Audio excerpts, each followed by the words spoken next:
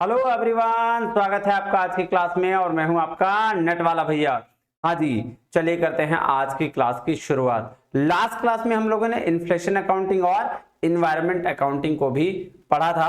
आज हम लोग पढ़ेंगे जी क्या, इंडियन अकाउंटिंग स्टैंडर्ड्स और IFRS। नहीं, हाँ जी सर, तो क्या होता है सर इंडियन अकाउंटिंग स्टैंडर्ड? तो इससे पहले ये बताइए कि स्टैंडर्ड का मतलब क्या हुआ। तो हम ऐसे इसको कह सकते हैं कि इन स्टैंडर्ड मतलब एक क्राइटेरिया, नहीं एक लिमिटेशंस सेट कर देना। ठीक है, तो इंडियन अकाउंटिंग स्टैंडर्ड से पहले अकाउंटिंग स्टैंडर्ड चलता था। अब अकाउंटिंग स्टैंडर्ड का क्या मतलब हुआ सर? तो अकाउंटिंग स्टैंडर्ड मींस अकाउंट्स को बनाने के तरीके के लिए कुछ स्टैंडर्ड सेट करना। क्लियर? वो अकाउंटिंग स्टैंडर्ड था भाई। क्यों आया, कैसे आया, आइए इसकी चर्चा करते हैं क्लास में। और चलते हैं कहां? क्लास में नहीं, हाँ जी आइएगा। तो पहले चलते हैं नोट्स में एज यूजुअल जैसे हम लोग करते हैं, फिर चलेंगे कहां? बुक्स में। क्लियर है बात? हाँ जी सर, आइएगा जी, ये देखिएगा, एक मिनट, ये देखिएगा जी क्या बोला, अकाउंटिंग स्टैंडर्ड। तो क्या बोल रहा है ध्यान से समझिएगा, उसके एक एक करके क्लियर करते हैं। क्या बोलता है? बोलता है देखिए जी।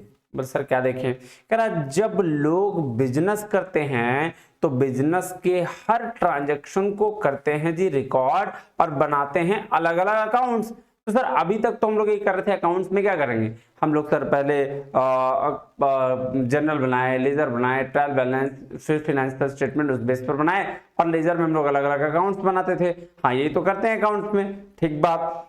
अब उस बेसिस पे क्या बोलता है, ये अकाउंट हर कंपनी अलग अलग तरीके से बनाती है। बिल्कुल सही बात है, आप अपना अकाउंट, फाइनेंशियल स्टेटमेंट, मेथड सब अलग अलग तरीके से लगाती है। जैसे एग्जाम्पल के तौर पर, जैसे मान लेते हैं एक बिजनेस है वो रिटन डाउन वैल्यू से डेप्रिसिएशन चार्ज करता है, और दूसरा जो सेकंड वाला है वो स्ट्रेट लाइन मेथड से चार्ज करता है। कोई जो डेप्रिसिएशन है वो 10% लगाता है, कोई डेप्रिसिएशन 20% लगाता है। अलग अलग तरीके हैं अपने। हाँ जी सर, और इसकी वजह से क्या होगा सर, ये तो जो 10% लगाएगा वो बोलेगा भाई मेरा प्रॉफिट घट गया, तो ये एक्सपेंसेस ज्यादा, और ये बोलेगा सर सॉरी ये तो बोलेगा मेरा प्रॉफिट बढ़ गया, और 20% वाला बोलेगा मेरा प्रॉफिट क्या हो गया, घट गया। तो ये चिल्ला चिल्ला के बोलेगा कि भाई मेरा प्रॉफिट ज्यादा, मेरा प्रॉफिट ज्यादा, ये बोलेगा नहीं मेरा प्रॉफिट कम, मेरा प्रॉफिट कम। लेकिन ये बोलेगा भाई साहब प्रॉफिट मेरा इसलिए कम है क्योंकि मैंने डेप्रिसिएशन में क्या किया है सर, चार्ज ज्यादा किया है, इस वजह से मेरा प्रॉफिट कम है। तो ये एक क्या है समस्या कि भाई एक की प्रॉफिट क्या हो गई, बढ़ गई, दूसरे की घट गई। तो देखिए जिनकी वजह से क्या हो रहा था, फिनेंशियल स्टेटमेंट में कंपैरिजन करना बहुत मुश्किल हो जाता था, क्योंकि दोनों जो क्या कर रहे थे, अलग अलग पॉलिसी लगा रहे थे, अलग अलग पॉलिसी रूल्स को फॉलो कर रहे थे। तो इसीलिए कुछ प्रिंसिपल्स बोला गया भाई साहब ऐसा करो, कुछ ऐसे प्रिंसिपल आए जाए जो सबके लिए क्या हो, सेम लगाया गया। और तब जाके अब बोला गया, उसको बोला गया क्या, gap, generally accepted accounting principles. तो ये गैप क्यों आया? ताकि सारे लोग, सारे जो बिजनेस हैं वो एक जैसा रूल्स रेगुलेशंस फॉलो कर सके। क्लियर है बात? हाँ जी सर, तो उसी के लिए आया गैप। अब गैप ना दो लेवल पे था, गैप मतलब दो लेवल पे अपना है, एक तो नेशनल लेवल पे सर जो हमारे इंडिया में है, और दूसरा है इंटरनेशनल लेवल पे। तो सबके लिए जनरली एक्सेप्टेड अकाउंटेंट प्रिंसिपल होगा ना, ऐसा थोड़ी है कि सिर्फ इंडिया में चलता है, नेशनल लेवल इंटरनेशनल दोनों लेवल पे चलता है। अब देखिए पहले इंडिया में ने एक्सेप्ट किया था अकाउंटिंग स्टैंडर्ड को, ठीक है। फर्स्टली क्या पहले क्या आया, अकाउंटिंग स्टैंडर्ड, और नेशनल इंटरनेशनल लेवल पे चलता था जी इंटरनेशनल अकाउंटिंग स्टैंडर्ड। अब देखिए चेंजेस तो मतलब नियम है कि हर चीज क्या होता है, बदलता है। उसी तरीके से इसको इंडियन अकाउंटिंग स्टैंडर्ड को कुछ दिनों बाद कन्वर्ट कर दिया गया IFRS में, इंटरनेशनल फाइनेंशियल रिपोर्टिंग स्टैंडर्ड में, ताकि और इसको अच्छे तरीके से क्लियर किया जा सके, मतलब और अच्छे तरीके से रूल्स रेगुलेशन लगाया जा सके। अब IFRS आने के बाद IFRS क्या करता था भाई, जो इंटरनेशनल लेवल पे रूल्स चलाता है, नहीं किस चीज का, अकाउंटिंग का। तो अब IFRS आने के बाद इंडिया की गवर्नमेंट भी बोली भाई साहब अकाउंट, जब इंटरनेशनल लेवल पे रूल्स चेंज हुए, यानी कि गैप की जगह पर जो इंटरनेशनल अकाउंटिंग स्टैंडर्ड था उसकी जगह पर IFRS आ गया, तो हमें क्या, हमें भी चेंज करनी चाहिए, और हमें भी अकाउंटिंग स्टैंडर्ड इस हिसाब से बनाना चाहिए जैसा इंटरनेशनल लेवल पर है। अब मुझे एक बात बताइए, कोई भी पॉलिसी एडॉप्ट करने का दो तरीका होगा। बोलेगा भाई साहब एक तो या तो क्या करो, उसको पूरा तरीके से कॉपी कर लो और उसी को फॉलो करो, दूसरा ये होगा अपना बना लो। ठीक है, तो इंडिया ने बोला हम अपना बनाएंगे, लेकिन हाँ इस बात को जरूर ध्यान रखेंगे कि IFRS ने जिस स्टैंडर्ड को फॉलो किया उस स्टैंडर्ड के तहत हो, उसके बाहर या फिर बहुत ज्यादा चीज ना हो, जिससे क्या हो फॉरेन से भी बिजनेस हमारा करना इजी हो जाए और तरीके एक तरह की पॉलिसीज एक्सेप्ट करे। इसलिए क्या बोला इंडिया ने कहा हम रूल अपना ही बनाएंगे लेकिन IFRS को ध्यान में रखते हुए, और इसी बेस पर IFRS आने के बेस पर इंडियन अकाउंटिंग स्टैंडर्ड बनाया गया। क्लियर है? इसलिए पहले हम अकाउंटिंग स्टैंडर्ड पढ़ते थे, अब हम लोग इंडियन अकाउंटिंग स्टैंडर्ड पढ़ेंगे। आइए तो क्या बोल रहा है नाउ अब दो तरह की स्टैंडर्ड्स चलती है अकाउंटिंग के लिए, IFRS ऑल ओवर वर्ल्ड में और इंड AS जी इंडिया के लिए। ठीक है, तो अदर नेशंस के लिए फिर अदर चलती होंगी, लेकिन मैं इंडिया की बात करूं तो इंडिया में इंड AS और इंटरनेशनल लेवल पर जो चलता है वो IFRS है। क्लियर है बात? हाँ जी, तो ये था कहानी जी किसका, आपका इंडियन अकाउंटिंग स्टैंडर्ड्स का और IFRS का। अब चलिए चलते हैं कहां बुक में और बेसिक देखते हैं कि क्या है इंडियन अकाउंटिंग स्टैंडर्ड और IFRS। देखिएगा क्या बोल रहा है, कह रहा है Ind AS refer to the Indian accounting standards which are converged standard for the international financial reporting standards। तो इंड AS क्या है, IFRS का converged standards है। कह रहा है the existence of Indian accounting standards showed to meet requirement of IFRS। The concept of Indian accounting standard has some general differences with the international financial reporting standards। Further we'll discuss more। इसके आगे हम लोग क्या करेंगे, discuss करेंगे, कुछ कुछ difference रखा है, बाकी सारा चीज सेम है।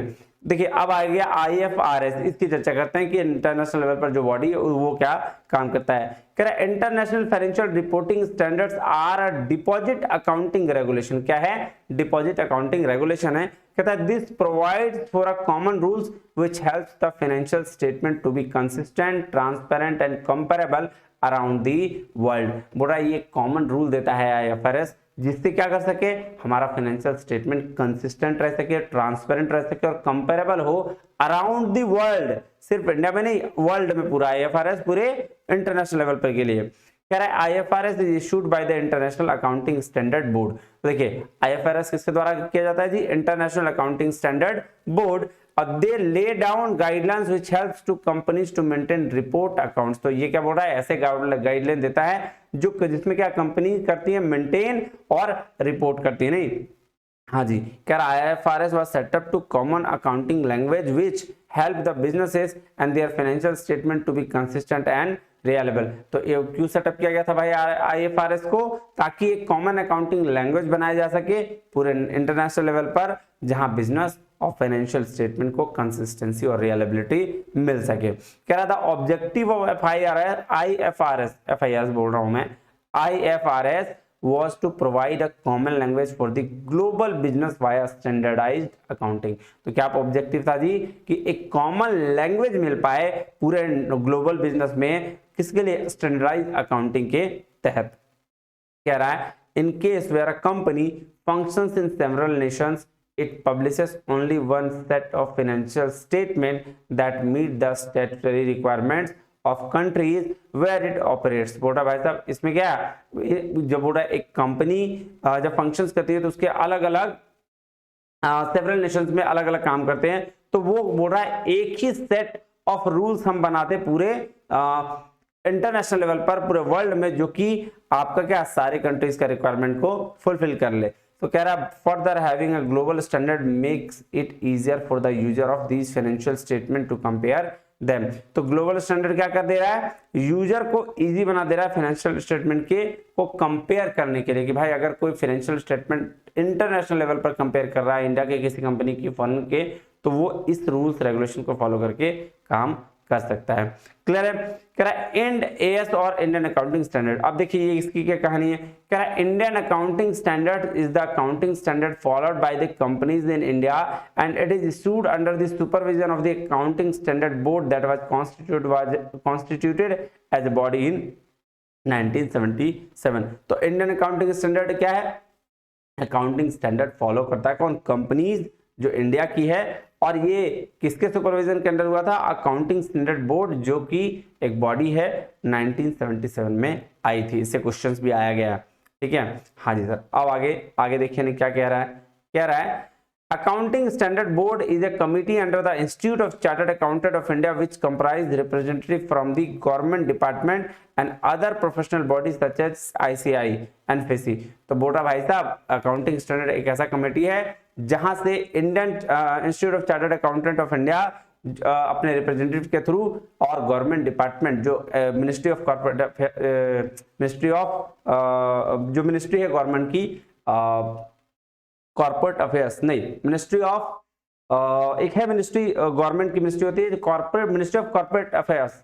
हाँ ये मिनिस्ट्री ऑफ कॉर्पोरेट अफेयर्स। तो ये जो बॉडी है गवर्नमेंट की जिसके थ्रू अकाउंटिंग स्टैंडर्ड बोर्ड क्या करता है आप सब कमेटी बना के और वो फिर Indian institute of chartered accountant इसको क्या करती है फॉलो करती है। तो इंडियन अकाउंटिंग स्टैंडर्ड बोर्ड के तहत जाता है किसके पास? Institute of chartered accountant of India के बाद। और ये फाइनलाइज कौन करती है?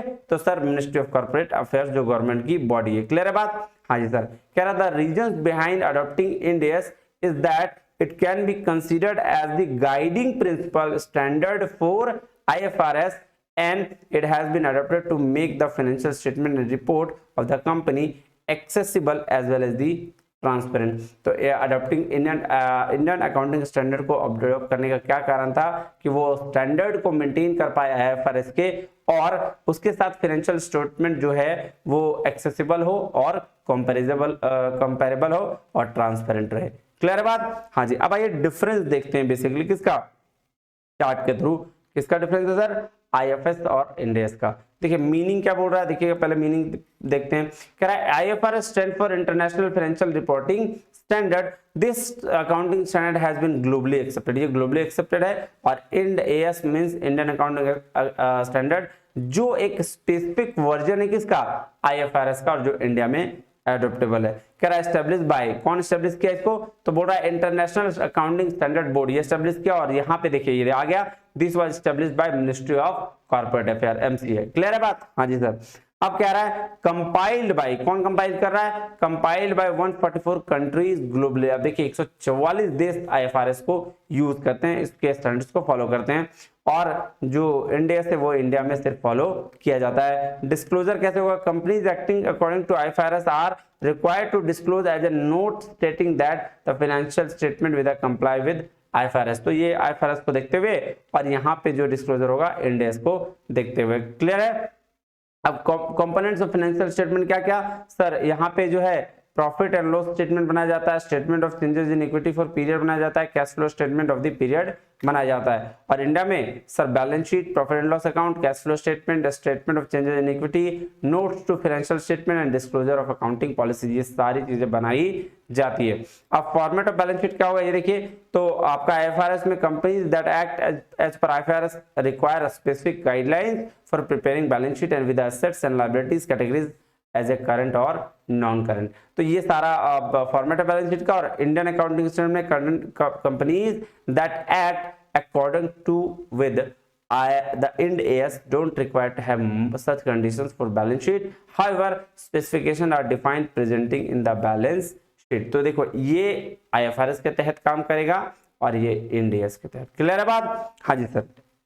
अब आगे चलेगा क्या कह रहा है? कह रहा है इंटरनेशनल, क्या बोल रहा है? International financial reporting standard set for some guidelines of financial reporting. अब देखिए IFRS कुछ गाइडलाइंस सेट किया है। क्या क्या है? कह रहा है this ensure a company financial statement can be reliable transparent and comparable across the other around the globe. ठीक है।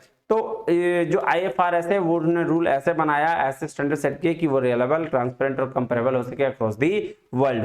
Before the implementation of IFRS every country had a generally accepted accounting principles for the business. तो IFRS के पहले क्या था? Gap था, generally accepted accounting principles. However, with the increase in globalization, जैसे globalisation बढ़ा, it became difficult to undertake cross border transaction as it was complex task to understand financial statement that was prepared as per gap. तो बोल रहा भाई साहब जैसे जैसे globalisation बढ़ा तो डिफिकल्ट होने लगा कि गैप के बेसिस पर जो फाइनेंशियल ट्रांजैक्शंस या स्टेटमेंट बनते थे उसको पहचानना, उसको कंपेयर करना। So hence to bring harmony accounting language international accounting standard was developed. तो अब इसको चेंज करने के लिए इंटरनेशनल अकाउंटिंग स्टैंडर्ड का डेवलपमेंट हुआ और then common reporting standard came to be known as IFRS। और इसी की वजह से एक कॉमन रिपोर्टिंग स्टैंडर्ड आया, इसका नाम क्या हुआ, IFRS।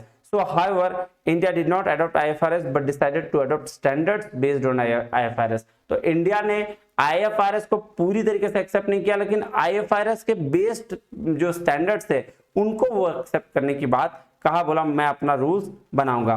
कह रहा है in India those standard came to be known Indian accounting standards converge with IFRS। तो इंडिया में इसको क्या, Indian accounting standards converged with IFRS कहा गया। Indian accounting standards has been framed and slight deviations in IFRS। तो list of Indian accounting standards in India, ये देखिए list दिया हुआ है, मैंने इसको बहुत से चार्ट से बताया है, आप इसको एक एक करके पढ़ेंगे आपको क्या होगा, क्लियर हो जाएगा। चलिए आइए एक एक करके इसको देखते हैं, समझते हैं। ये देखिए बेसिकली आपको क्या करना पड़ेगा, रटना पड़ेगा और कोई उपाय इसका नहीं है, क्लियर है। आइए एक एक करके इसको समझते हैं ध्यान से। टोटल कितने 40 इधर होंगे और उधर होंगे थोड़े से और।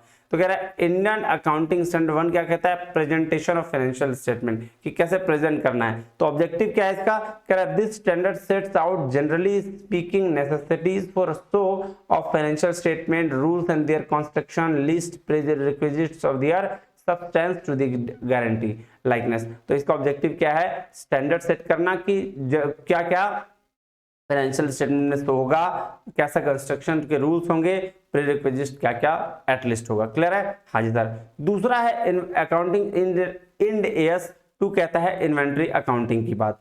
तो इंड AS 2 क्या बोल रहा है, कह रहा ऑब्जेक्टिव है it's arrangement with accounting inventories like estimation of stock, incorporation, avoidance in its expense, divergence, necessities and so fourth, ठीक है। उसके बाद आप आ जाइए इंड AS 7 पे।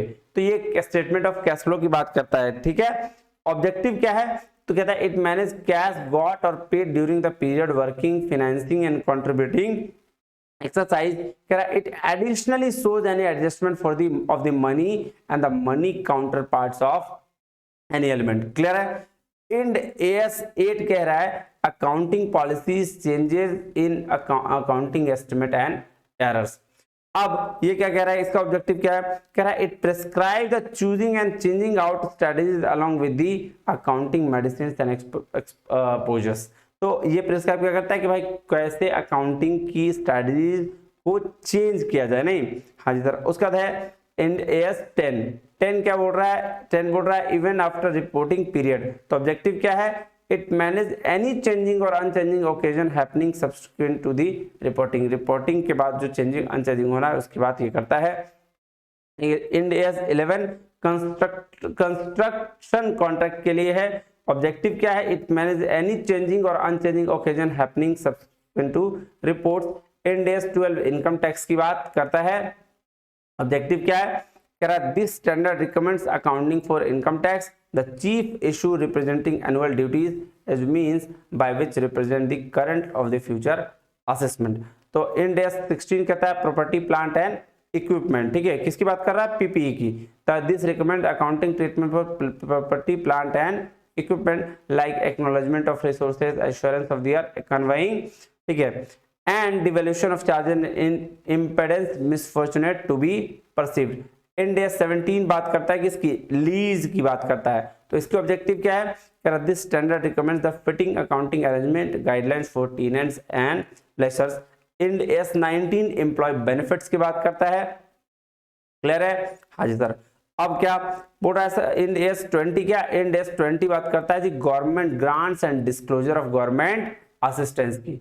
उसके बाद Ind AS 21 the effect of changes in foreign exchange rate. बस यही आपको याद करना है, इसी से आपका क्या हो जाएगा, काम बन जाएगा। इंड AS 23 बोरोइंग कॉस्ट की बात करता है। Ind AS 24 related partly disclosures की बात करता है। Ind AS 27 separate financial statement की बात करता है। Ind AS 28 investment in association and joint ventures की बात। और इंड AS 29 बात करता है financial reporting in hyper inflationary economies. Ind AS 32 financial instrument and presentation. आगे बढ़िए, अब देखिएगा जी, इंड एस 33 बात करता है अर्निंग पर शेयर की, और Ind AS 34 interim financial reporting की बात करता है, Ind AS 36 impairment of assets की, Ind AS 37 provision contingent liability and contingent assets की, इंड एस 38 बात करता है इंटेंजिबल एसेट्स की, और इंड एस 40 बात करता है इन्वेस्टमेंट प्रॉपर्टी की, इंड एस 41 बात करता है एग्रीकल्चर की। और अब देखिए ये तो 41 तक था जिसमें ये है। अब आ जाइए आप इंड एस का जो 101 वाला है, तो कह रहा है इंड एस 101 है first time adoption of as, accounting standard को फर्स्ट टाइम अडॉप्ट किया, इसकी बात इंड एस 101 में कही गई है। अब आगे देखिए, end S 102 share based payments, तो शेयर बेस्ड पेमेंट के लिए क्या है सर 102 है। तीसरा है इंड एस 103 बिजनेस कॉम्बिनेशन के लिए, फिर है इंड एस 104 इंश्योरेंस कॉन्ट्रैक्ट के लिए, फिर है इंड एस 105 इसके लिए non current assets held sale for discontinued operations के लिए, 106 है exploration of for evaluation and mineral resource के लिए, इंड एस 107 है फाइनेंशियल इंस्ट्रूमेंट डिस्क्लोजर्स के लिए, इंड एस 8 है ऑपरेटिंग सेगमेंट्स के लिए, उसके बाद इंड एस 109 है फाइनेंशियल इंस्ट्रूमेंट के लिए, 110 है सॉरी 1110 है आपका कंसोलिडेशन फाइनेंशियल स्टेटमेंट के लिए, और 5 है ये देखिए फटाफट इंड एस 111 है ज्वाइंट अरेंजमेंट के लिए, इंड एस 112 है disclosure of interest in other entities के लिए, इंड एस है fair value measurement, end S 114 है रेगुलेटरी डिफरल अकाउंट, और इंड एस 115 है revenue and contract with customer. लीजिए जी, ये हो गया पूरा अकाउंट्स आपका खत्म। तो आज हम लोग अकाउंट्स को खत्म करते हैं, मिलते हैं अगले क्लास में स्टैट्स और मार्केटिंग के साथ। देखते हैं अगले मंडे से हम लोग क्या शुरू करने जा रहे हैं, अकाउंट मार्केटिंग या स्टैट्स शुरू करेंगे, ठीक है। हाँ जी सर, देखिए अभी तक तो आपका इतना हो गया, इंटरनेशनल बिजनेस खत्म, अकाउंटिंग खत्म। नेक्स्ट जून के एग्जाम में मैं उम्मीद करता हूँ कि 7-8 पेपर खत्म करवा दूं, तो इसके साथ बने रहिए हमारे साथ, फिर मिलते हैं अगले वीडियो में। तब तक के लिए बहुत बहुत धन्यवाद, थैंक यू वेरी मच, जय हिंद।